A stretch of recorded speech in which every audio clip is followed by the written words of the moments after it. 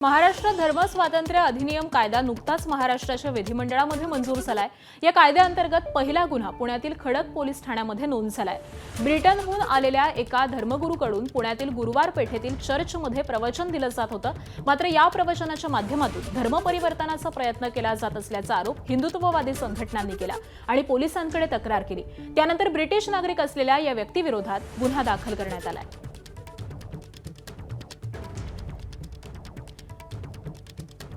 महाराष्ट्र धर्म स्वातंत्र्य अधिनियम कायदा हा नुकताच विधिमंडळामध्ये मंजूर झालेला आहे आणि या कायद्याअंतर्गत आता पुण्यामध्ये पहिल्या गुन्ह्याची नोंद करण्यात आलेली आहे। ब्रिटनहून आलेल्या एका धर्मगुरूवरती हा गुन्हा दाखल करण्यात आलाय। पुण्यातील गुरुवार पेठेमध्ये एका चर्चमध्ये तो प्रवचन देत होता आणि यावेळी धर्म परिवर्तनाचा प्रयत्न केलेला आहे असा आरोप करण्यात आला आणि याच आरोपातून गुन्हा दाखल करण्यात आलाय।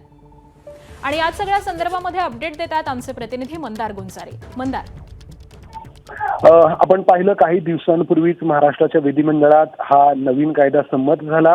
त्याच्याबद्दल सुरुवातीपासूनच मतमतांतर आहेत आणि या कायद्याअंतर्गत पहिला गुन्हा हा पुण्यातील खडक पोलीस स्टेशनमध्ये नोंद झाला। परवा दिवशी ब्रिटनहून आलेला ब्रिटिश नागरिक गुरुवार पेठेतील चर्चमध्ये प्रवचन देत होता आणि त्याला काही हिंदुत्ववादी संघटनांनी आक्षेप घेतला। धर्म परिवर्तनाचा प्रयत्न होत आहे असा हा आक्षेप होता। पोलिसांकडे तक्रार करण्यात आली आणि त्यानंतर हा गुन्हा दाखल करण्यात आलाय।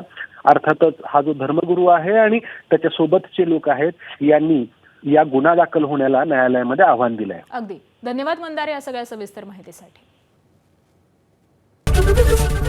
एबीपी माझा, उघडा डोळे बघा नीट।